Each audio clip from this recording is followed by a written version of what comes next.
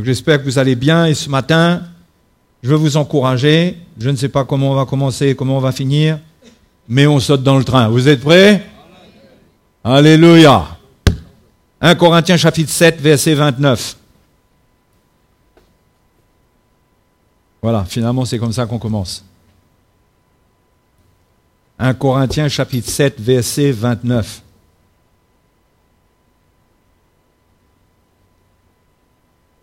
Paul dit, « Voici ce que je dis, frères, c'est que le temps est court. » Hein? C'est que le temps est... Le temps est court. Vous savez ce que ça veut dire, court? Le temps est court. Et vous savez pourquoi le temps est court? Pourtant, ça fait 2000 ans que c'est écrit, ça. Parce qu'avec Dieu, vous ne savez jamais quand les choses vont se passer, mais ça peut se passer n'importe quand. L'avènement du Seigneur peut se passer sans aucun pronostic, sans rien. Oh. Hein? Le temps est court.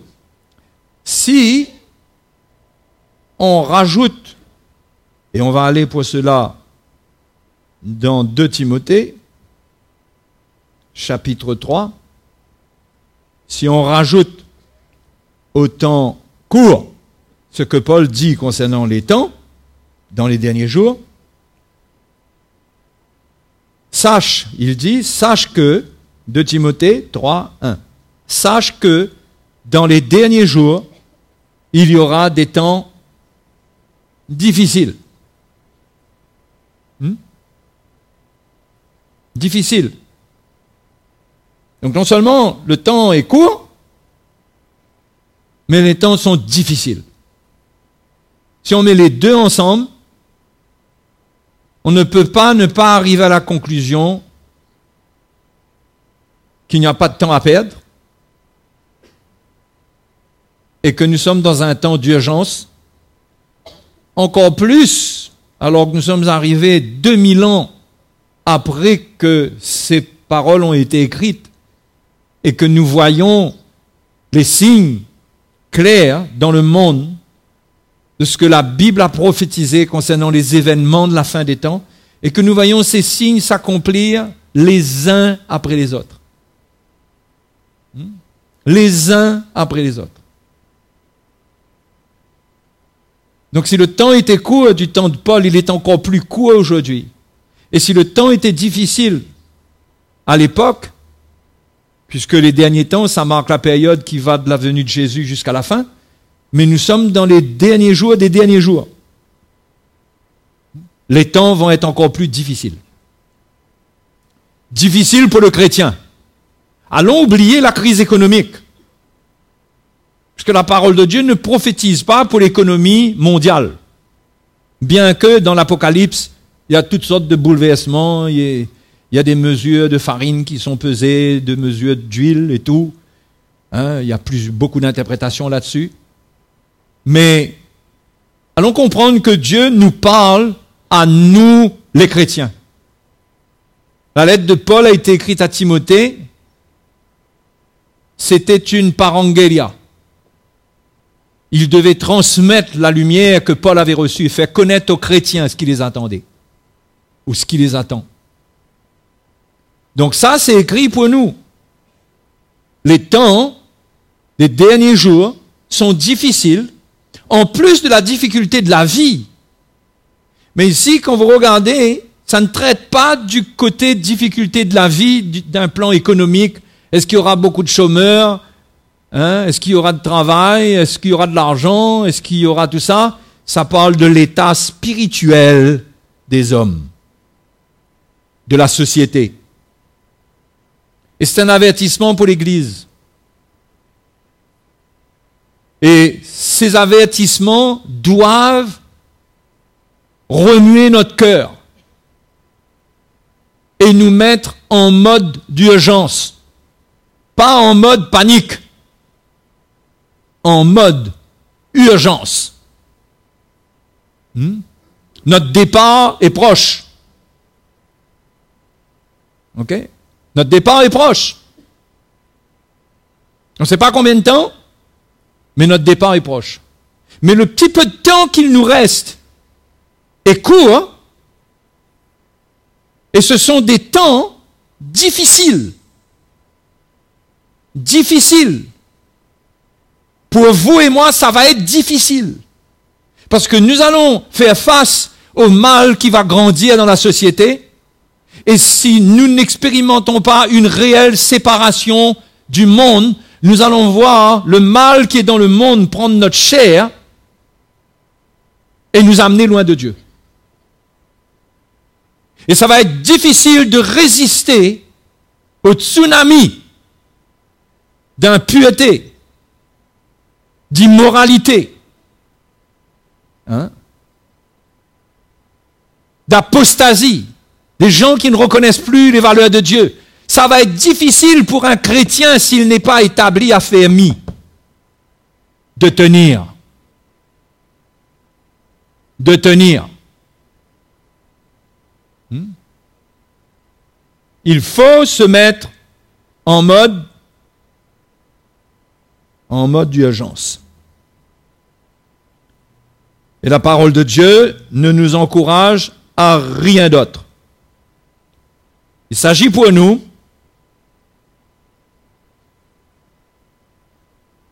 comme Paul dit, maintenant que vous savez dans quel temps nous sommes, de nous réveiller. De nous réveiller enfin. De nous réveiller du sommeil. Et Paul parle de l'amour. Il parle d'un état spirituel pour contrer un autre état spirituel qui va être dans le monde, qui va enfoncer l'humanité dans le mal et qui va entraîner, ça va entraîner. Si je parle de tsunami ou de vent, ça va entraîner dans sa spirale beaucoup de chrétiens. Et ça, c'est une mauvaise nouvelle. Puisque le Seigneur dit que quand il reviendra, est-ce qu'il trouvera la foi? Il parle de la fin des temps. Il dit que l'amour du plus grand nombre se refroidira. Il parle des chrétiens, il parle de nous. C'est pourquoi nous ne devrions pas sous-estimer notre chair, l'œuvre de l'ennemi, et nous devrions donner à la parole de Dieu toute son écoute, toute son attention dans ces derniers temps. L'Épître aux Hébreux dit de peur d'être emporté loin d'elle.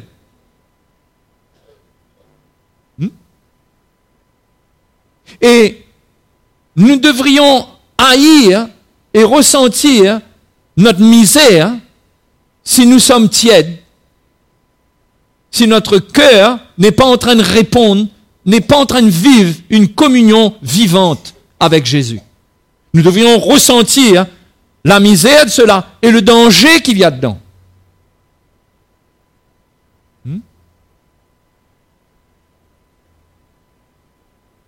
L'élément le plus important pour l'Église dans ces derniers temps, c'est vraiment de comprendre la lumière de la croix de Jésus-Christ. De la comprendre pour la vivre.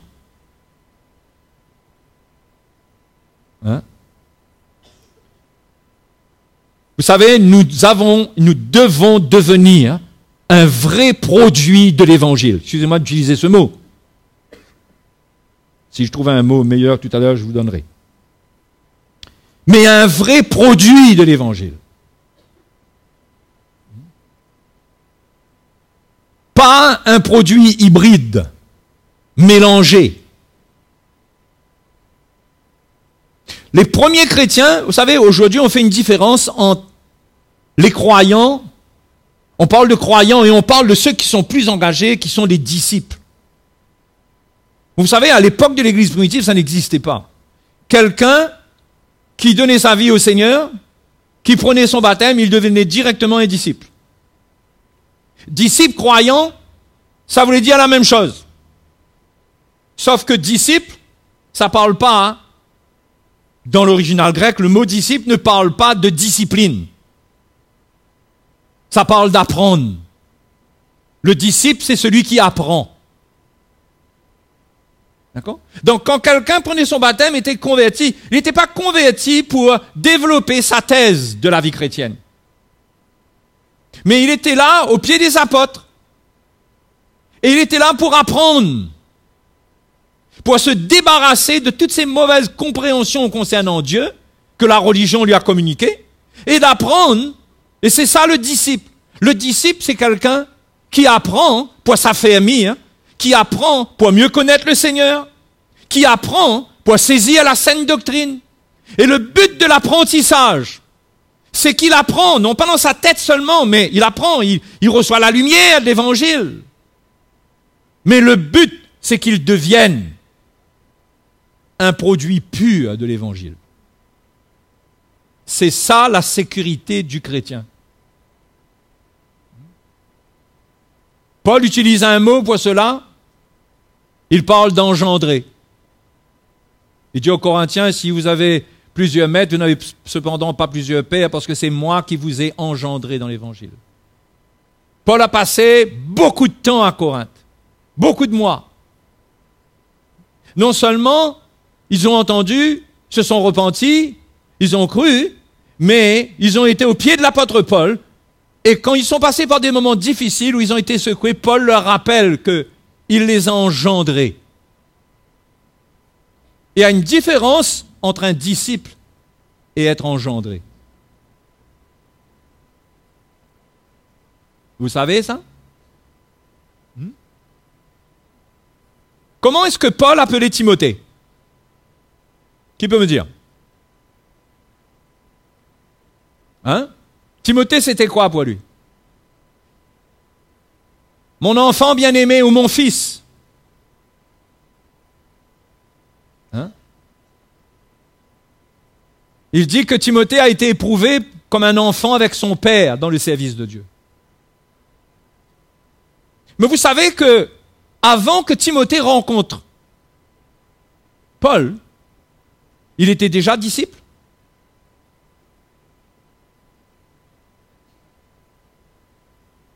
Pourquoi Paul ensuite dit mon enfant? Qu'est-ce qui s'est passé? C'est passé que Paul a ressenti quelque chose avec Timothée. Il a ressenti son cœur, sa foi sincère. Il y a quelque chose qu'il a ressenti de l'appel de Dieu sur la vie de ce jeune homme. Et il l'a pris avec lui, il l'a enrôlé. Mais la Bible nous dit dans Acte 16, j'aimerais que vous regardiez comme ça, on casse une barrière tout de suite. Parce qu'il faut vérifier dans les Écritures. Il faut être des Béréens. Rien à voir avec des gens qui portent des bérets, mais c'était des chrétiens de la ville de Bérée. Parce que si c'est le cas, je suis un Béréen parce que j'ai plusieurs bérets à la maison. Chapitre 16, verset 1er. Il se rendit ensuite à Derbe et à Lystre. Et voici, il y avait là un disciple nommé Timothée, fils d'une femme juive et d'un père grec. Les frères de Lystre et d'Icône rendaient de lui un bon témoignage. Paul voulut l'emmener avec lui. Ah ben c'est là que Paul l'emmène avec lui. Mais vous êtes d'accord avec moi que Timothée est déjà un enfant de Dieu? Qui me suit? Timothée est déjà un enfant de Dieu quand Paul le prend. Comment Paul peut-il dire après Timothée mon enfant? Puisque c'est pas lui qui a emmené Timothée au Seigneur et c'est pas lui qui a fait de Timothée un disciple. Il y a bien quelque chose qui s'est passé dans la vie de Timothée qui a fait passer Timothée d'un stade de disciple à un stade d'enfant engendré. Clair, pas clair? Parce que si Paul dit mon enfant bien-aimé, c'est comme c'est comme quand il écrit à Philémon et il parle d'Onésime qu'il a engendré dans les chaînes. Il a engendré. Vous savez, c'est une chose d'être un disciple, parce qu'un disciple, il est là pour apprendre. Mais il apprend pour chercher quoi? Le disciple, il cherche quoi? Il cherche quoi? La connaissance biblique? Non. Quand tu es disciple, l'étape, c'est d'apprendre pour être engendré. C'est-à-dire qu'il y a un total changement dans ta vie, qui n'est pas seulement qu'avant, tu fumais, maintenant tu fumes plus. Merveilleux, si le Seigneur t'a libéré. Avant, tu rentrais sous chez toi, maintenant, tu es sobre. Merveilleux. Ça ne parle pas de ça. Ça, c'est ce que le disciple expérimente à sa conversion à Jésus. Ses péchés sont pardonnés. Il y a beaucoup de choses mauvaises qui quittent la vie du disciple. Il arrête la vie du péché. Mais l'étape d'être engendré, c'est de recevoir l'évangile, c'est de bien saisir l'évangile dans sa pureté. C'est que l'évangile soit travaillé dans notre cœur, au point, vous savez, c'est comme le vin quand il est mis en cave. Hein? Le vin travaille. Hein? Pour rendre le goût que les gens apprécieront. Et Jésus a dit, on ne met pas de vin nouveau dans de vieilles outres. Ok? Donc ce vin nouveau, on est appelé à le boire en recevant l'enseignement, le message de la croix. Le vin nous parle, nous relie à l'œuvre de la croix parce que le vin nous rappelle le sang de Jésus. Non? Donc, un disciple, c'est quelqu'un qui va laisser Dieu faire une œuvre en lui, et le Seigneur va renouveler son outre, et va renouveler le vin, et la lumière, et la révélation de la croix dans son cœur, de telle manière que sa vie même va transpirer cela. Il va devenir un produit de la mort et de la résurrection de Jésus. Et frères et sœurs, c'est ça la sécurité pour le chrétien dans ces derniers temps.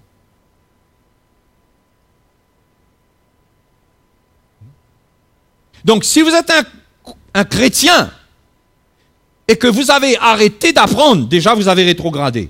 Vous n'êtes même plus en route pour être engendré, vous avez déjà rétrogradé. Un chrétien, il a la vision d'apprendre du Seigneur.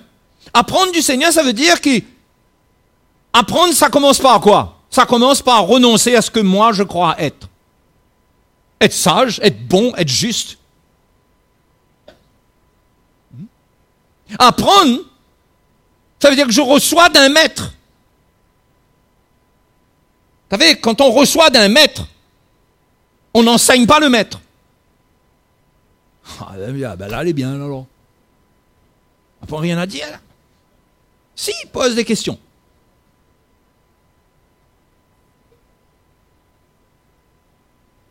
Trop de chrétiens ont leur propre chrétienté. Ils naissent de nouveau, sont des enfants de Dieu.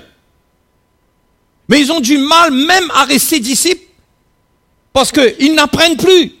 Pourquoi ils n'apprennent plus? Parce qu'ils n'ont plus un cœur ouvert pour apprendre. Pourquoi? Parce que l'orgueil prend le dessus.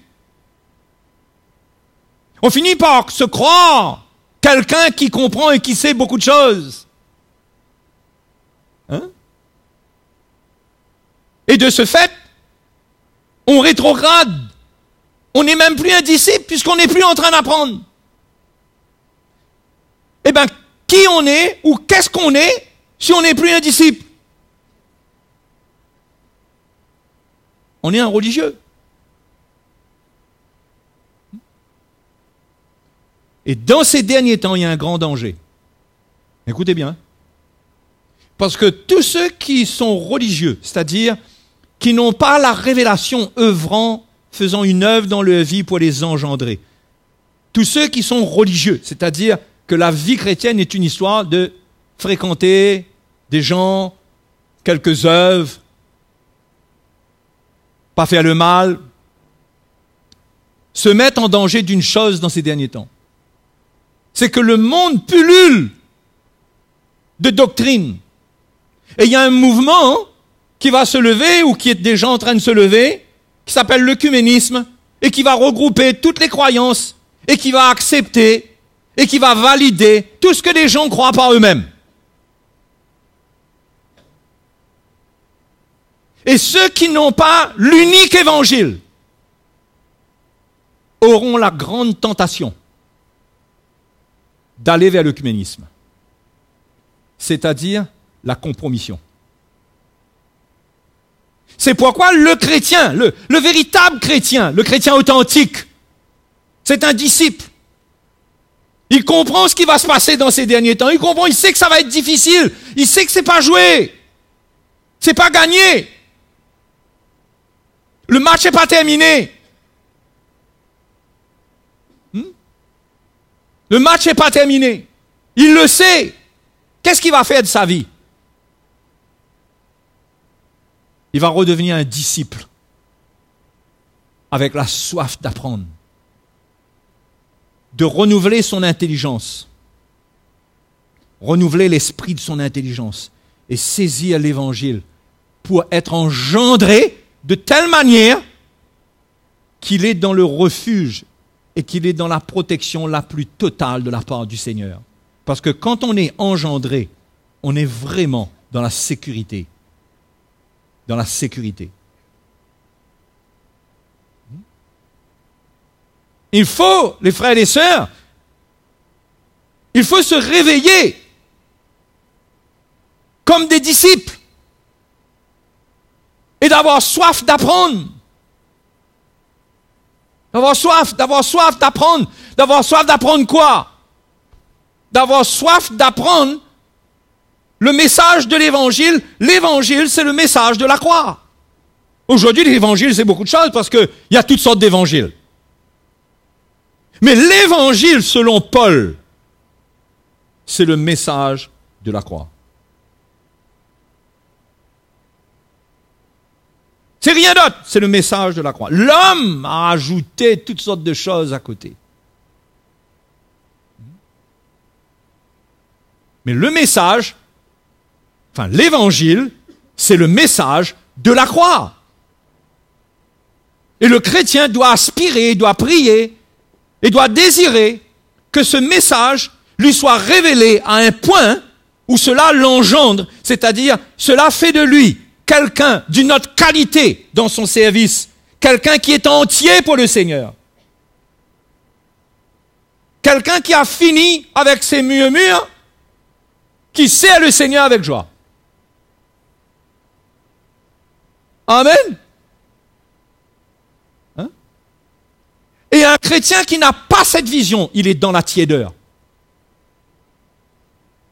Il est dans la tiédeur, il est occupé à sa vie. Il est occupé à lui-même. Comme tout le monde est occupé à soi-même. Et il n'y a pas de sécurité dedans. La sécurité, c'est la révélation de la mort et de la résurrection de Jésus. Quand cette lumière vient frapper notre cœur et nous appelle à prendre notre croix pour suivre Jésus, c'est dans ce chemin-là qu'on le suit et qu'il nous met en sécurité et qu'il nous met à l'abri. La religion trace un chemin large pour nous. Et nous avons tendance à convertir la vérité, l'Église du Seigneur, en religion. Et nous faisons un chemin large pour nous. Mais Jésus a dit qu'il faut prendre le chemin étroit. Le chemin étroit, c'est le chemin que l'Évangile nous montre, que le message de la croix nous montre. C'est un chemin resserré. C'est une porte étroite.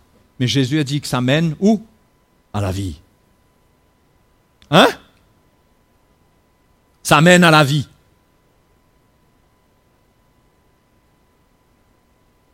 Si on retourne dans 1 Corinthiens,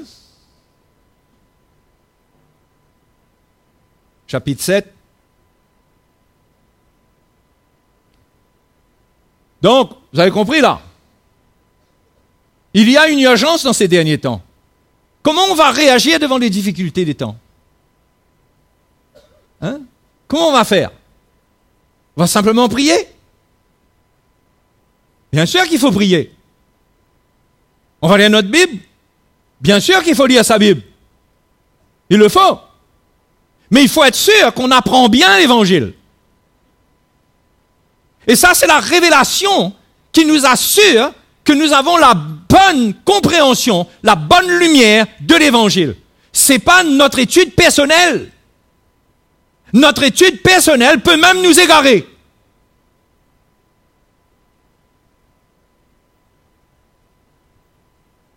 « 1 Corinthiens 7, 29, quand Paul dit encore une fois, « Voici ce que je dis, frères, c'est que le temps est court. » Vous savez, dans Pierre, l'apôtre Pierre dit qu'il viendra dans les derniers temps des moqueurs avec des railleries, disant « Mais depuis que la terre existe et tout existe, depuis tout ça, il n'y a pas eu d'avènement et ils vont se moquer. » Il faut faire attention que nous passions dans l'étape d'avant la moquerie qui est l'incrédulité. Et qu'on se dise la même chose, mais au fait, ça fait longtemps qu'on parle de l'avènement du Seigneur. Mais où est cet avènement-là? Il faut garder l'espérance, la foi jusqu'au bout et l'espérance que ça vient. Donc, le temps est court, que désormais ceux qui ont une femme soient comme n'ayant pas. C'est un encouragement à divorcer, ça? Hein? Certainement pas. Paul parle d'une attitude. Le temps est court. C'est pas le temps de pleurnicher sur sa vie. Regardez ce qu'il dit encore après. Ceux qui pleurent comme ne pleurons pas. Vous remplacez tous ces mots par c'est pas le temps de pleurnicher. Ceux qui se réjouissent comme ne se réjouissons pas. Ceux qui achètent comme ne possédant pas. Et ben on fait quoi? On n'achète plus rien, non? Mais si! Mais quand tu achètes et que tu possèdes quelque chose, que tu sois comme ne possédant rien. Si tu préfères ne pas acheter à cause de cela, à toi de voir, mais c'est pas ce que la parole de Dieu dit. Mais c'est une attitude dans le cœur où on comprend que le temps est court, que maintenant il y a une priorité. Qu'on ne se laisse pas distraire. Dans ce même passage, Paul parle de distraction. Au verset 35, il dit « Je dis cela dans votre intérêt, ce n'est pas pour vous prendre au piège, c'est pour vous porter à ce qui est bienséant et propre, à vous attacher au Seigneur, sans distraction. » Attention que notre vie nous distrait et que nos yeux sont fixés sur notre vie, que ce soit les problèmes ou que ce soit les bonnes choses. Hein? Parce que ici, si vous regardez bien, il y a un seul problème. Verset 30. Que ceux qui pleurent soient comme ne pleurant pas. Le reste c'est ok. Avoir une femme, ben c'est ok, on ne va pas pleurer là-dessus. Ça vous fait pas rire. C'est clair. Se réjouir, se réjouir, on est content. Acheter, on possède, il n'y a pas de problème. User du monde, il y a des choses qu'on use du monde. Oui, mais attention, le temps est court. Attention que ton cœur, ta vie, s'attache, que ta vie est distraite et qu'il y a une distraction dans ta vie par rapport à ces choses. Et que ces choses ont la priorité et que tu sois là en train de te lamenter devant le Seigneur pour ces choses alors que Dieu a une priorité, c'est de te préparer pour ce qui vient prochainement. Maintenant, il faut s'occuper de sa femme. Il faut aller travailler. Nous sommes humains, il y a des choses qui nous font pleurer. Mais pleure pas longtemps. Pleure pas longtemps. Vous savez, qu'est-ce qui fait la différence dans ce passage-là? C'est lorsque quelqu'un est engendré.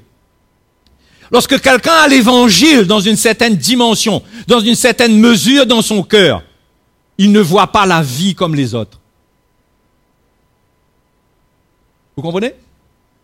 Il ne voit pas la vie comme les autres. Et non seulement il ne voit pas la vie comme les autres, mais il ne vit pas la vie comme les autres vivent. Quand je dis comme les autres, je parle même d'autres chrétiens. Parce que parmi les chrétiens, il y a les engendrés et les disciples. Et il y a même les engendrés, les disciples et les rétrogrades, qui ne sont plus disciples.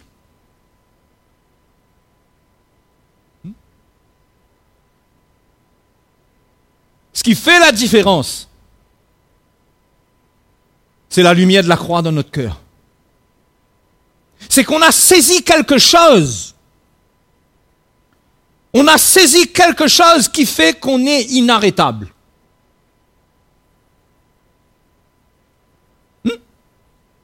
On a saisi quelque chose qui fait qu'on est instoppable.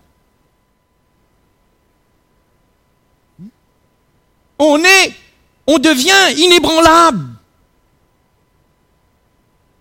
Notre conjoint arrête d'être un problème pour nous. On a une manière de voir notre conjoint qui fait que ça arrête d'être un problème. Au contraire, ça devient la solution même. Wow. Et ça, c'est la mesure dans laquelle l'Évangile prend notre cœur, qui transforme et qui change notre manière de voir les choses. Parce que si nous ne sommes pas engendrés, nos yeux charnels vont toujours voir notre conjoint dans la chair, notre problème dans le monde. On va toujours être en train d'essayer de régler les problèmes des choses qu'on possède, qui finissent finalement par nous posséder. Mais celui qui a l'évangile dans une certaine dimension, il prend soin de tout ça, il n'y a pas de problème. Mais dans son cœur, il a une autre manière de gérer les choses. Il n'est plus distrait, il n'est plus sous ces choses, il les gère, il a le contrôle. Et il voit quelque chose dans l'esprit qui lui donne la victoire sur les problèmes qui interviennent au milieu de ces choses. La personne qui est engendrée dans l'évangile a une autre manière de voir les choses. Et il faut chercher cela. Les frères et les sœurs, il faut chercher à être engendré.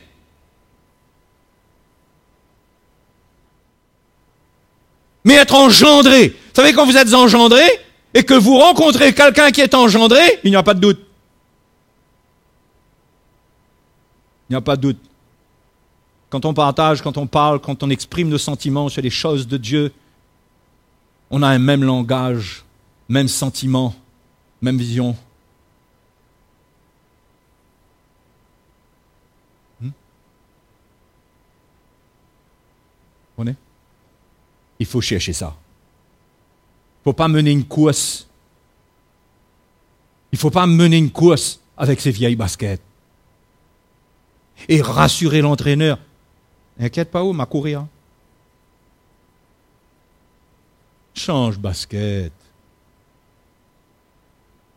Non, toi tu crois que c'est pas bon, mais moi je cours vite avec ça. Tu n'es pas meilleur que l'entraîneur.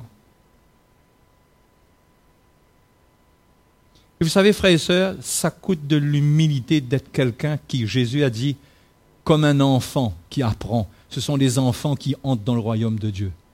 Et les chrétiens redeviennent des adultes et orgueilleux, n'apprennent plus, ne sont plus engendrés, ils deviennent religieux, ils ont la peur de l'enfer, ils manquent de paix, ils manquent d'assurance. Sitôt qu'il y a un problème, ils paniquent. Si leur santé est menacée, alors là encore plus grave, c'est bouton panique à fond. Pourquoi? Parce qu'il y a une assurance qui n'est plus là. Qui n'est plus là.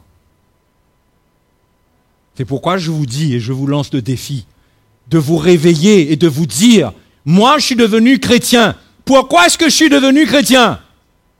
C'est quoi le but? aller au ciel, je suis d'accord.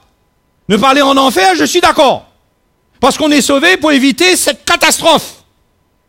Mais en attendant que cela arrive, j'ai encore du chemin à faire. Oui ou non? Il y a encore du chemin à faire, les frères et sœurs. Il y a encore un bout de chemin pour apprendre. Et est-ce que j'aurai l'orgueil, moi, de croire ou de prétendre qu'en faisant ce que moi je veux, j'arriverai au bout de la course,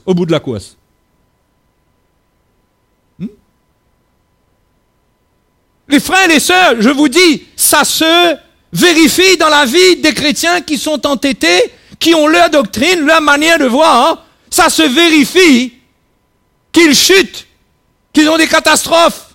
Je ne dis pas que le chrétien qui sert le Seigneur, enfin, dans l'esprit dans lequel on dit que lui, il n'a pas de problème. Non.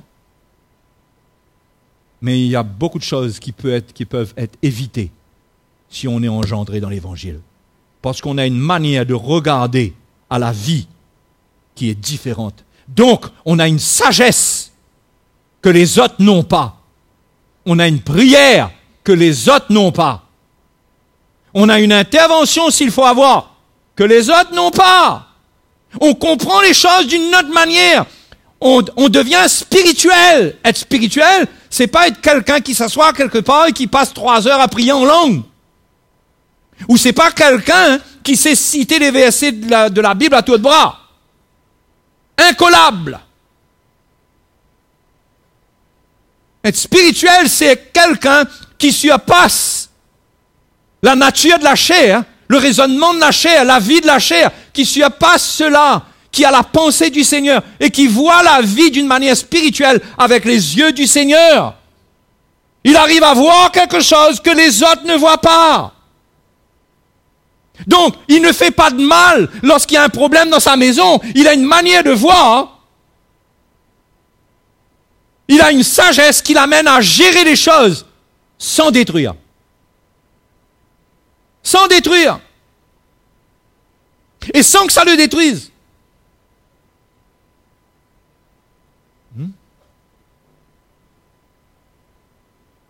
C'est comme ça que celui qui est engendré, qui est en train d'apprendre, vous savez, pour être engendré, ça veut dire être enfanté. Vous savez, c'est dans la douleur, c'est un traumatisme, ça.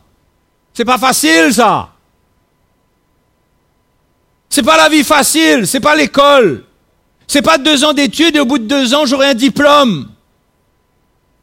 Ça va faire mal, ça fait mal. Genèse chapitre 3, verset 15, qu'est-ce que la Bible nous dit? Dieu fait la promesse que la postérité viendra pour écraser la tête du serpent. Mais quand la tête du serpent sera écrasée, le talon de celui qui écrasera la tête sera blessé. C'est ça la croix.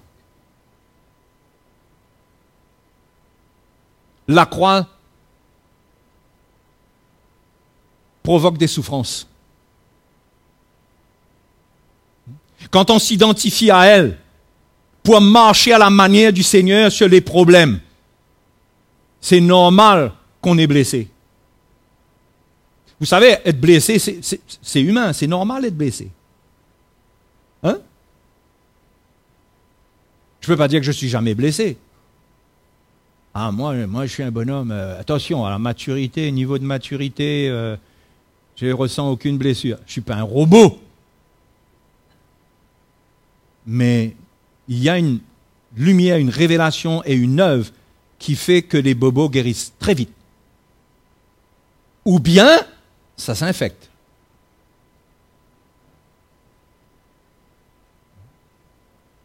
Donc, la vie chrétienne, c'est accepter des souffrances. Quand vous êtes un disciple, vous apprenez à souffrir. Qui veut s'inscrire à une école pareille?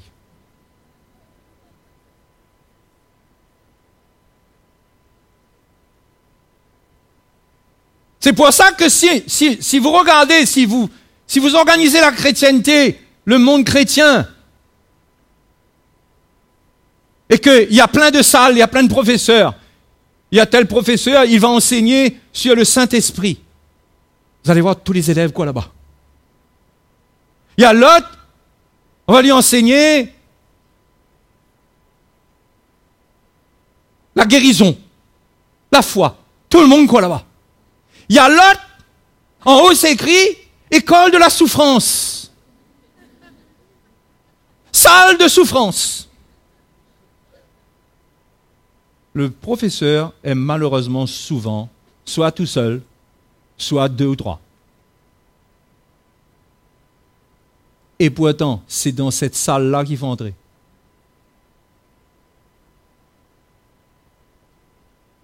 Les frères et les sœurs, la vie chrétienne, le disciple, s'il y a une chose qu'il apprend, c'est à souffrir. C'est pour ça que vous verrez que Jésus met toujours en relation le disciple avec la croix. Il dit, si quelqu'un veut être mon disciple, qu'il prenne sa croix. Le disciple est appelé à souffrir. Il n'est pas plus que son maître. Le maître a souffert, lui aussi il doit souffrir. S'il ne souffre pas, ça veut dire qu'il ne prend pas sa croix parce que la croix fait souffrir.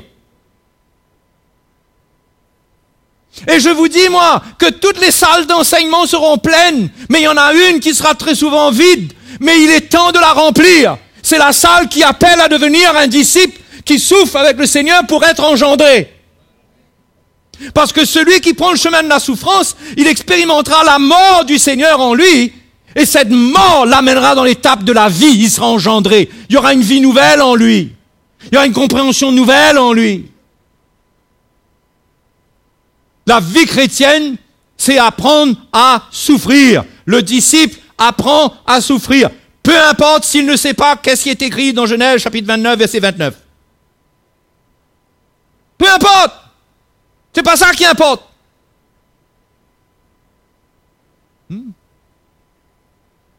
Maintenant, il faut lire la Bible. Parce que quand vous êtes à l'école de la souffrance, votre lecture de la parole de Dieu, tout vient vous aider en vue de l'œuvre de la croix dans votre vie. Mais quand vous prenez les Écritures, la parole de Dieu, et que vous ne fréquentez pas le cours de la souffrance, tout ce que vous allez prendre, c'est pour vous amener à vous rassurer que même que vous ne prenez pas votre croix, c'est ok, vous êtes sauvés, tout va bien pour vous. Vous êtes bénis. Il faut venir au cours du professeur qui enseigne la souffrance. Et Paul était ce professeur. Et quand les Corinthiens avaient fui cette classe, il les a rappelés dans cette classe. Il leur a dit, revenez à Jésus-Christ, Jésus-Christ crucifié, tout va se régler là. Il y a de la division parmi vous, il y a de l'immoralité, il y a tout ça. Revenez là, vous avez tous vidé, vous avez tous, comment on dit ça? On partit, hein. Fui, abandonné. Vous avez abandonné mon cours. Vous êtes devenus des intellectuels de la Bible. Ils écrivaient à Paul, ils posaient des questions. Oui, mais maintenant, concernant ça, comment est-ce qu'on fait? Concernant ci, concernant ça? Ils étaient devenus des poseurs de questions. Ils voulaient avoir des recettes toutes faites. Ils avaient quitté le cours de la souffrance. Et Paul les ramène là, il leur dit, c'est ça, c'est Jésus-Christ crucifié. Vous avez besoin de prendre votre croix. Et accepter que dans la vie chrétienne, si on veut vaincre le mal, notre talon va être blessé. Ah, nous, on veut une victoire dans la prière où ça ne blesse pas du tout, nous. Il faut prier, mais vous ne pourrez jamais éviter qu'il y a de la souffrance. Quand vous voulez, la Bible dit, ceux qui veulent vivre pieusement en Jésus-Christ seront persécutés. Quand vous voulez être engendrés, vous savez, dans Apocalypse, chapitre 12, il nous est donné l'image de cette femme, c'est prophétique, mais bref, j'utilise cette image, c'est que le diable attendait que l'enfant sorte pour le dévorer. Vous avez déjà lu ça? Vous avez vu beaucoup de choses là-dessus. Il y a beaucoup de choses qui se disent là-dessus. Et ça nous montre quoi? C'est que quand on doit être engendré, quand on doit sortir, quand on doit naître entièrement, quand on doit devenir ce produit pur, le diable veut nous dévorer. Il y aura de l'opposition. Il y aura de l'opposition. Vous aurez à être déterminé et à savoir que ce qui est important, c'est d'atteindre cette étape où je serai engendré dans l'Évangile. Hein? Vous savez, engendré, ça veut dire que le cœur du Seigneur est en vous. Quand vous êtes engendré, le cœur du Seigneur grandit en vous. Ce n'est pas la connaissance qui grandit en vous, c'est le cœur de Dieu. Vous n'êtes pas légaliste. La loi est dans la chair. Quand vous êtes engendré, le légalisme meurt avec la chair qui meurt, parce que les deux sont attachés ensemble. Quand vous êtes engendré, vous avez le cœur du Seigneur qui grandit en vous. Vous avez le pardon assez facile. C'est jamais facile, mais assez facile. Vous avez la haine du mal, vous vous repentez rapidement. Aujourd'hui, les chrétiens ne se repentent pas rapidement. On vit avec le mal, il n'y a aucun mal à vivre avec le mal. On vit même dans le péché. J'ai la vie éternelle, moi. Un jour, quelque chose se passera, je ne peux pas me changer. Voilà les prétextes qu'on se donne.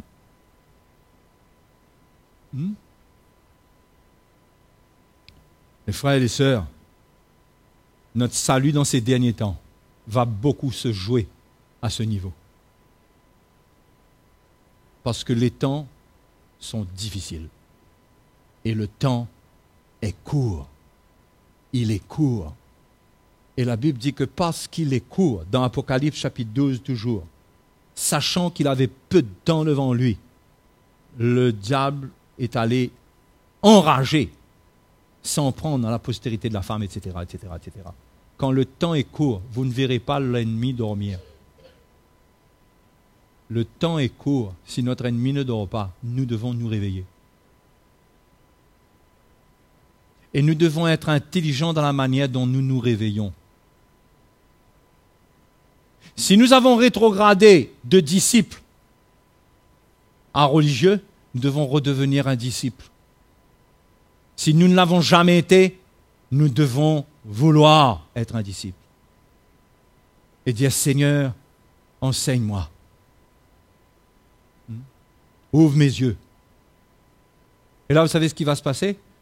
Vous n'allez pas courir partout sur Internet. Vous irez là où nous vous recommandons d'aller pour entendre, pour recevoir. Parce que si quelqu'un a soif d'apprendre le message de la croix et l'évangile dans le bon esprit, ça veut dire que si on a trouvé un trésor, on le protège. On ne laisse pas le diable venir le voler. On ne laisse pas notre tête se corrompre par autre chose. On comprend qu'on est en route. Une femme enceinte fait attention à ce qu'elle mange. Elle ne passe pas son temps à fumer toute la journée et à boire du whisky quand elle a un bébé dans son ventre. Oui ou non? Enfin, je me trompe ou quoi? Elle tape son truc et puis elle dit, le bébé là sera normal. Il ne sera pas normal.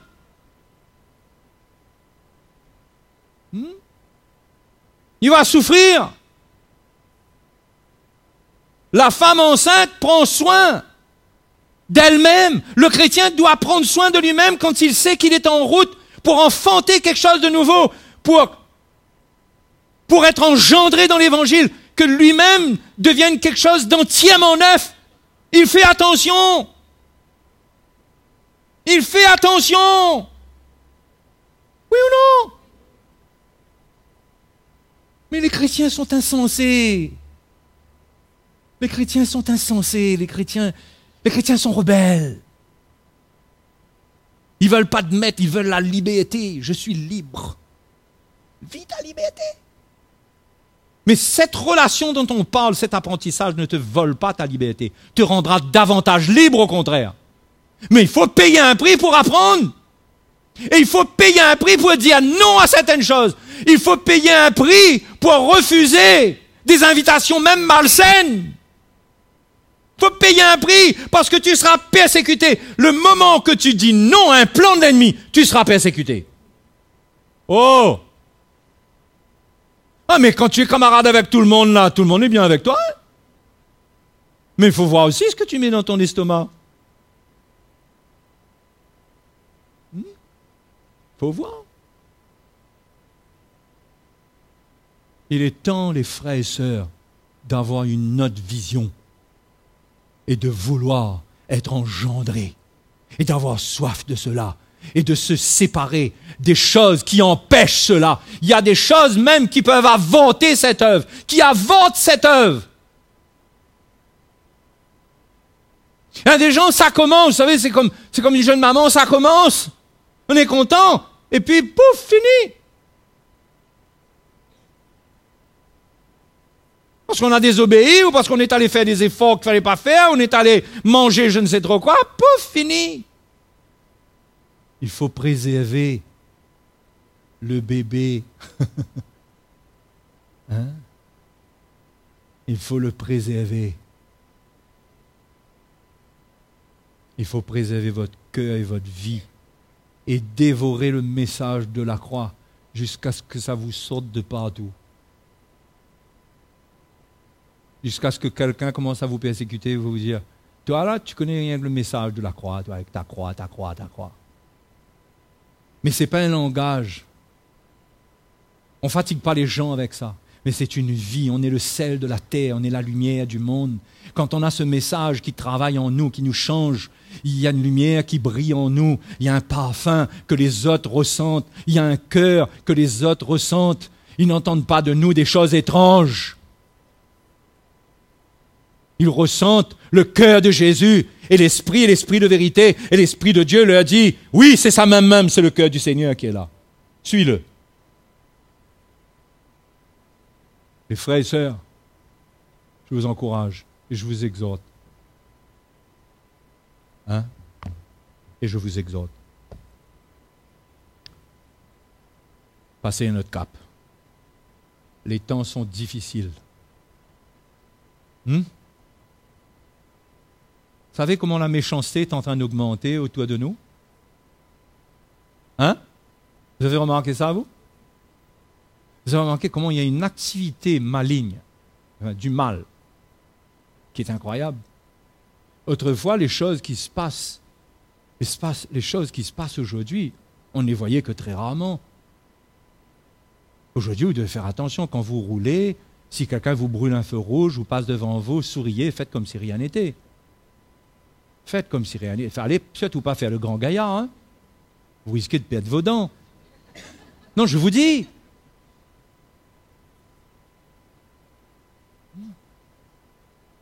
La chair de l'homme est devenue sensible. Le monde ne supporte plus rien. Et les chrétiens sont pareils. Ils ne supportent plus un peu de cette croix, de cette demande d'une consécration. On ne supporte plus. On dirait que le monde a été fait d'une telle manière qu'on ne supporte plus. Il y a des choses qu'on ne supporte plus. On est tellement entraîné à la facilité qu'on ne supporte plus un petit peu de difficulté. On ne retournerait jamais à ce téléphone pour composer un numéro. Il faut faire 0, 2, 6, 2. C'est quoi encore le numéro? Attends, il faut que je recommence. 0. On ne retournera jamais. Je vous assure, nous tous, moi avec vous, si on met un téléphone comme ça dans notre maison, on fait une crise de nerfs.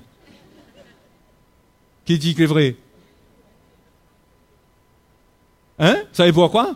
Parce que notre nature charnelle vit dans un monde et est exercée au confort, à la facilité. À la facilité. Quand j'arrive dans ma voiture, j'ai un bouton, je claque, la porte s'ouvre, j'ouvre comme ça. Maintenant, même plus besoin, j'ai la clé dans ma poche, j'ouvre, ça s'ouvre. Automatiquement, ça s'ouvre. C'est plus à clé. Incroyable. Je ne mets plus la clé dans le truc, maintenant j'appuie sur un bouton. Tac. Je passe plus de vitesse, autrefois c'était... Aujourd'hui c'est... Parti. Facile. Nous-mêmes, on peut tomber dans le piège.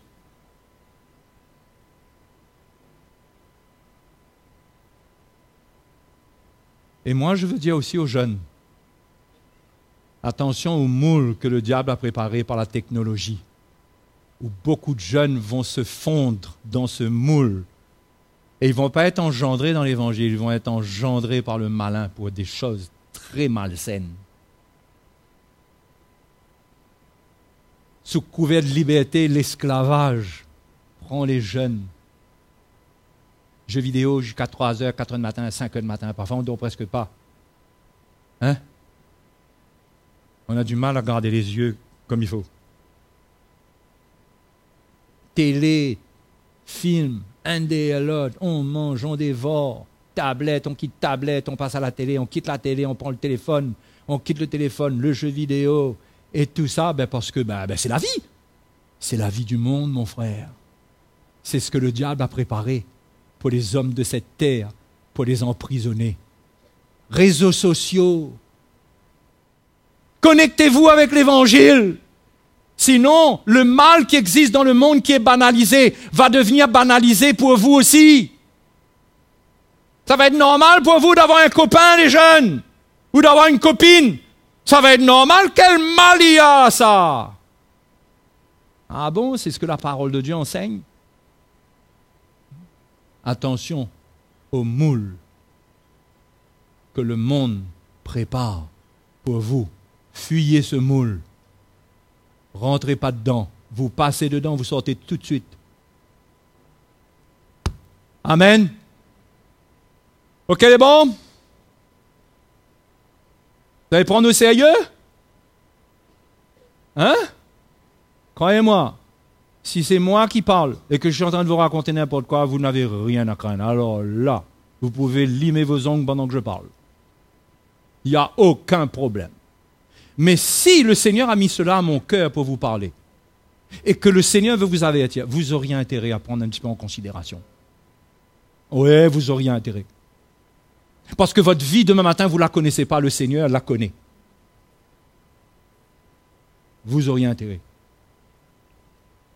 Ce n'est pas une menace, hein, mais c'est un encouragement à vous réveiller. Alléluia! On se réveille. Notre vie n'est pas d'ici-bas. Le temps est court. Les temps sont difficiles. L'ennemi a toutes sortes de stratégies pour nous terrasser, pour nous garder, pour nous attacher au monde, aux choses du monde. Nous nous détachons. Nous cherchons le moule du Seigneur, c'est-à-dire sa croix. Nous voulons être moulés dans la croix pour qu'il y ait une mort et qu'il y ait une résurrection et que nous l'attendons des cieux. Allez, levons-nous et glorifions le Seigneur ensemble.